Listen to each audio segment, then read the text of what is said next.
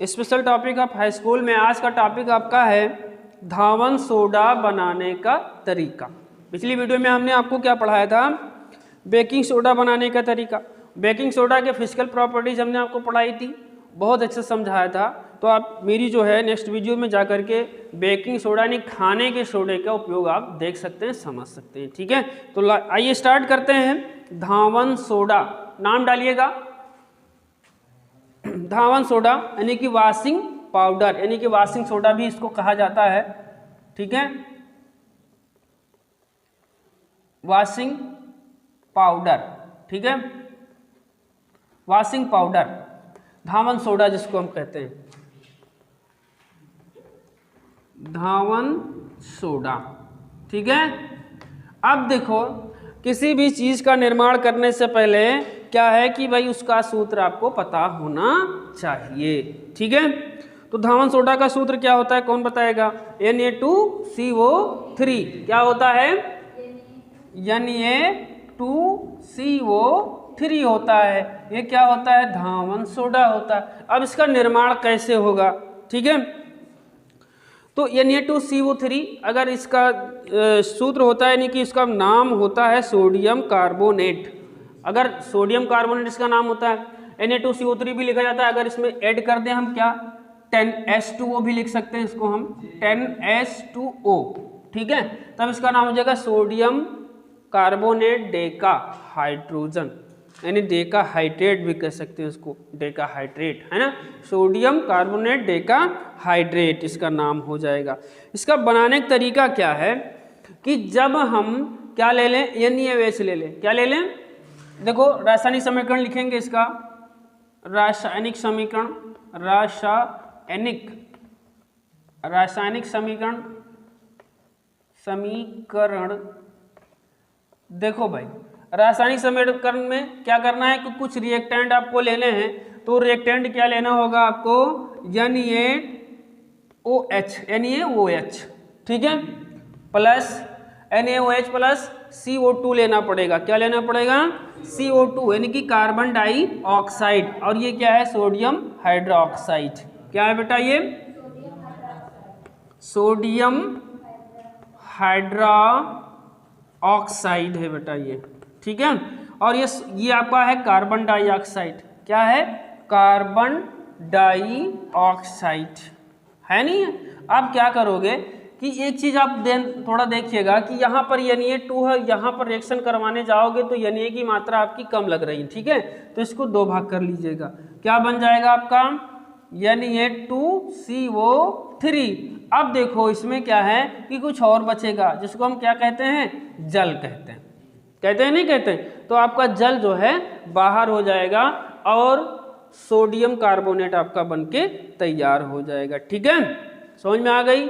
ये रिएक्शन समझ में आया कि नहीं आया, है ना? तो अब थोड़ा इसका स्क्रीनशॉट ले लो, इसके बाद थोड़ा इसकी फिजिकल प्रॉपर्टी देख लो और एक केमिकल प्रॉपर्टी देख लो, जल्दी जल्दी कोर्स खत्म करने, है ना? तो अगला पॉइंट डालिएगा, physical properties of washing powder. ठीक है, या फिजिकल प्रॉपर्टीज आप धावन सोडा, या भौतिक गुण आप धावन सोडा, कुछ भी जान सकते हैं आप। ठीक है, तो यहां लिखिएगा प्रॉपर्टीज ऑफ वॉशिंग पाउडर। ठीक है, पहला पॉइंट डाल के लिखिएगा बेटा, वॉशिंग पाउडर किस काम में आता है। तो पहला पॉइंट है कि ये सफेद रंग का क्रिस्टलीय चूर्ण होता है। पहला पॉइंट, ये सफेद रंग का, यह है सफेद रंग का क्रिस्टलीय चूर्ण होता है। क्या होता है? क्रिस्टलीय चूर्ण होता है, सफेद सफेद होता है, ठीक है, व्हाइट व्हाइट होता है, सफेद चूर्ण होता है। ठीक है, दूसरा पॉइंट, ये सफेद रंग का क्रिस्टलीय चूर्ण होता है। और दूसरा पॉइंट क्या होता है कि ये जल के क्रिस्टल में 10 अणु होते हैं। इसके लिखो, इसमें जल के 10 अणु उपस्थित होते हैं। ठीक है, ठीक है, कितने ऐड उपस्थित होते हैं? 10। अब देखो देखो धावन सोडा को गर्म करने पर, बस इतना ही लिख लो है ना। फिजिकल प्रॉपर्टीज में व्हाइट कलर का होता है, इसमें जल के 10 अणु होते हैं। एक प्रॉपर्टीज आपको हम केमिकल पढ़ा देंगे बस। अब अगला पॉइंट यहाँ पर डाल लीजिएगा, केमिकल प्रॉपर्टीज। ठीक है, प्रॉपर्टीज ऑफ वॉशिंग पाउडर। ठीक है, देखो क्या होगा कि जब वॉशिंग पाउडर को लोगे है ना, कि यहाँ पर जैसे मान लीजिए आपके पास क्या है, Na2CO3.10H2 है बेटा। कितना है? 10H2O। इसको थोड़ा हीट करोगे है ना, हीट करोगे तो क्या होगा, Na2 है ना, थोड़ा हीट करोगे तो Na2CO3 आपका अलग हो जाएगा, 10 भाग आपके H2O आपके अलग हो जाएंगे। ठीक है, थोड़ा कम हीट करोगे, ज़्यादा हीट करोगे अलग हो जाएगा, कम हीट करोगे तो Na2CO3 9H2O plus 1 point H2O आपका बाहर होगा। जैसे थोड़ा अभी देखो टेम्परेचर अगर हम कम कर दें, इसका सिंपल टेम्परेचर कर दें बेटा, Na2CO3 पॉइंट H10H2O, थोड़ा कम हीट करते हैं तो ये बनेगा आपका Na2CO3 point 9H2O plus H2O बाहर हो जाएगा। टेम्परेचर तेज कर दो तो नेक्स्ट वाली पोजीशन में आ जाएगा। ठीक है, तो ये दो तरीके से यहाँ पर रिएक्शन क्रिएट करता है। ठीक है, उसके टेम्परेचर के स्वभाव पे जो है डिपेंड करता है। ठीक है, तो इस तरीके से आपको हमने वॉशिंग पाउडर बनाने का केमिकल रासायनिक गुण जो है रासायनिक समीकरण आपको बताया, केमिकल इक्वेशन बताया, इसके बाद उसकी फिजिकल प्रॉपर्टीज हमने बताई, और इसके बाद जो है अब आपको हमने केमिकल प्रॉपर्टीज भी बता दी। ठीक है, अब क्या है यूजेस ऑफ सोडियम कार्बेट हैं। अब देखो इसमें अगला पॉइंट डाल लो, यूज ऑफ वॉशिंग पाउडर। सबसे मस्ट तो यही चीज है कि वॉशिंग पाउडर का दैनिक जीवन में क्या उपयोग होता है। ठीक है, चलो ठीक है, अगला पॉइंट डालो, use of use of washing powder. कहाँ इसका उपयोग किया जाता है? खाने में किया जाता है कि पीने में किया जाता है ना, किस में किया जाता है? तो पहला पॉइंट है कांच तथा साबुन बनाने में इसका उपयोग किया जाता है। पहला पॉइंट डालो, यूज ऑफ वॉशिंग पाउडर। ठीक है, तो पहला है कांच व साबुन बनाने में प्रयोग किया जाता है। कांच व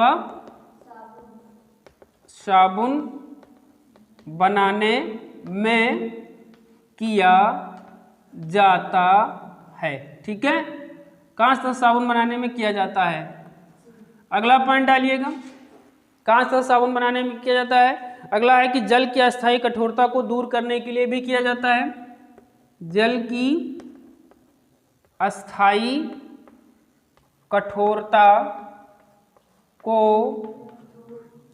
दूर करने के लिए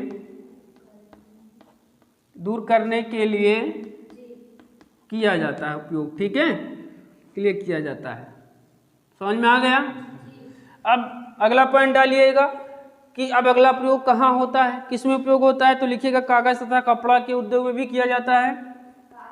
कागज तथा कपड़ा उद्योग में भी किया जाता है। ठीक है, किया जाता है। तो अब आपको समझ में आ गया होगा कि हम वॉशिंग पाउडर का उपयोग कहाँ कहाँ करते हैं। घरों की सफाई करने में भी किया जाता है। तो अगला एक पॉइंट और बन जाएगा कि घरों की सफाई करने में, ठीक है, करने में किया जाता है। ठीक है, तो आपको ये 4 पॉइंट समझ में आ गया होगा कि जो है क्या होता है वॉशिंग पाउडर, और ये केमिकल रिएक्शन इसका कैसे होता है, फिजिकल प्रॉपर्टीज क्या होती है और केमिकल प्रॉपर्टीज क्या होती है।